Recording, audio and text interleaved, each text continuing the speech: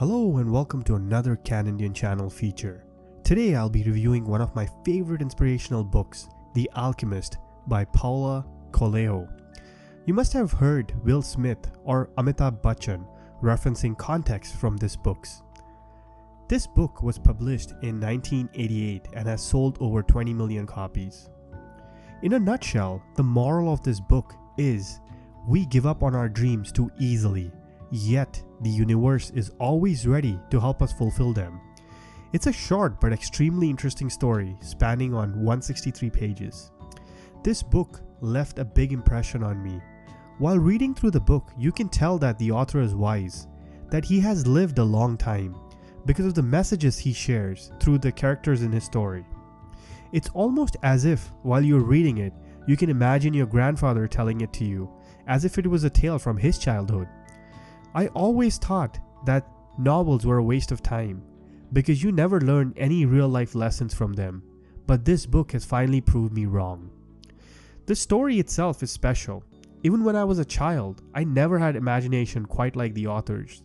There were a few times where I seriously couldn't sleep, reading impatiently in the middle of the night to find out what happens next. Here's how the story unfolds.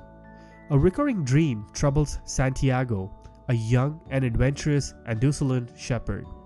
He has a dream every time he sleeps under a tree that grows out of the ruins of a church. During the dream, a child tells him to seek a treasure at the foot of the Egyptian pyramids.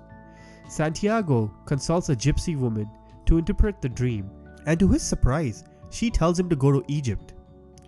Then a strange magical old man who claims to be the king of Salem echoes the gypsy's advice and tells Santiago that it is his personal legend to journey to the pyramids. The old man convinces Santiago to sell his flock and set off to Tangier. When Santiago arrives in Tangier, a thief robs him, forcing him to find work with a local crystal merchant. The conservative and kindly merchant teaches Santiago several lessons, and Santiago encourages the merchant to take risk with his business. The risk pays off, and Santiago becomes a rich man in just a year. Santiago then decides to cash in his earnings and continue pursuing his personal legend to find the treasures at the pyramid. He joins a caravan crossing the Sahara Desert towards Egypt and then meets an Englishman who is starting to become an alchemist. He learns a lot from the Englishman during the journey. For one, he learns that the secret of alchemy is written on a stone called the Emerald Tablet. The ultimate creation of an alchemy is a masterwork, which consists of a solid called the Philosopher's Stone that can turn lead to gold, and a liquid called the Elixir of Life that can cure all ills. Santiago learns the Englishman is traveling with the caravan to the Saharan oasis of Al-Fayoum, where a powerful 200-year-old alchemist resides. The Englishman plans to ask the alchemist the secret of his trade. As it turns out, the caravan must make an extended stop in Al-Fayoum in order to avoid increasingly violent tribal wars taking place in the desert. There, Santiago falls in love with a girl named Fatima, who lives at the oasis. During a walk in the desert, Santiago witnesses an omen that portends an attack on the historically neutral oasis. He warns the tribal chieftain of the attack, and as a result, Al-Fayoum successfully defends itself against the assault. The alchemist gets the word of Santiago's vision and invites Santiago on a trip onto the desert, during which he teaches Santiago about the importance of listening to his heart and pursuing his personal legend. He convinces Santiago to leave Fatima and the caravan for the time to finish a journey to the pyramids, and he offers to accompany Santiago on the next leg of his trip. While the alchemist and Santiago continue through the desert, the alchemist shares much of his wisdom about the soul of the world. There are mere days away from the pyramids when a tribe of Arab soldiers capture them. In an exchange for his life and the life of Santiago, the alchemist hands over to the tribe all of Santiago's money and tells the soldier that Santiago is a powerful alchemist who will turn into wind within 3 days. Santiago feels alarmed because he has no idea how to turn into the wind, and over the next 3 days he contemplates the desert. On the third day, he communicates with the wind and the sun and coaxes them to help him create a tremendous sandstorm. He prays to the hand that wrote all, and at the height of the storm he disappears. He reappears on the other side of the camp, and then the tribesmen, awed by the power of the storm and by Santiago's ability, let him and the alchemist go free. The alchemist continues to travel with Santiago as far as a Coptic monastery several hours from the pyramid. Therefore, he demonstrates to Santiago his ability to turn lead into gold using the philosopher's stone. He gives Santiago's gold and sends him off. Santiago begins digging for the treasure at the foot of the pyramids, but the two men accost him and beat him. When Santiago speaks to them about his dream vision, they decide he must have no money and let him live. Before leaving, one of the men tries to illustrate the worthlessness of the dreams by telling Santiago about his own dream. It concerns a treasure buried in an abandoned church where a tree grows. This church is the same one in which Santiago had his original dream, and he finally understands where his treasure is. He returns to Spain to find a chest of jewels and gold buried under the tree, and plans to return with it to Al Fayoum, where he wants to reunite with Fatima, who awaits him. The alchemist does not get away from the fact that the dreams have a price, but as Coelho has said in interviews, not living your dreams also has its price. Remember the end part of the story when Santiago meets one of the thieves who says about the dream about a treasure in Spain and never chases that dream. For the same money, he said, you can either buy a horrible jacket that does not fit or one that suits you and looks right. It's better to have problems that make sense because they're a part of what you're trying to achieve. The old man who Santiago meets in the town square tells him not to believe the biggest lie, that you cannot control your destiny. You can, he says, but you must read the omens, which becomes possible when you start to see the world as one.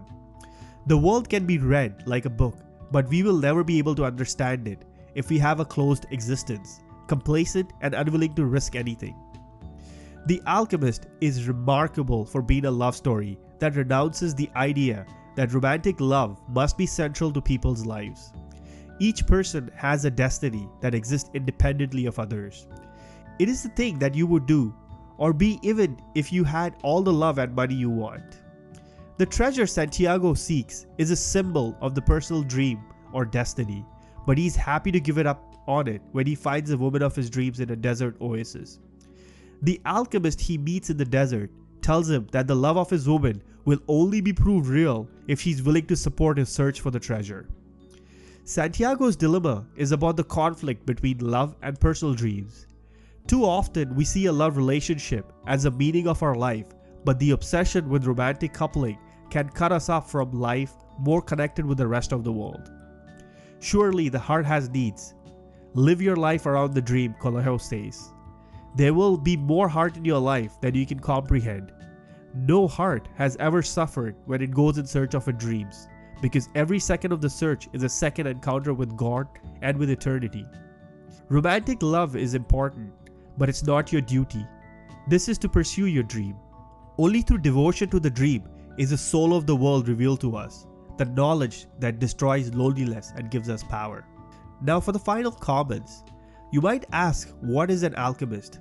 For what I understand, an alchemist is like a magician chemist who can turn any metal into gold. But throughout the story and the search for the alchemist, I feel like this was more like a metaphor for life in general. If we follow our personal legends, we can perform the same magic, turn our ordinary lives into gold, as long as we believe in the journey and don't give up on what we believe is our destiny. If you're looking for inspiration, this story brings it in droves. Much of the self-help literature is about pursuing our destiny, but dreams do not always pull us along. They speak persistently but quietly, and it does not take much effort to smother the inner voices. Who is willing to risk comfort, routine, security, and existing relationship to follow something that to others look like a mirage? It takes courage and dog-eared stained copies of Coelho's classic, which have become the constant companion of people who need to make fearless decisions daily to keep true to a larger vision. For anyone who reads not only to escape reality, but also to understand reality. Alchemist is for them. The Alchemist can offer the best of both worlds. The events of the novel sit just on the borderline of miraculous, and the ambience is simply just not that of our humdrum teenage world. The Alchemist also supplies insight and inspiration that extends beyond Santiago's Sahara and into all lives, whether young, old, or teenage. The Alchemist may not be a regular fiction book, but it most definitely still deserves a place on your bookshelf. Thank you for watching this video. If this interests you, I highly suggest that you either listen to the audiobook or you actually read this book. It's not a long book, and the audiobook is about an hour and a half long. I will be including that in the description below. This is CanIndian Channel signing off. Peace.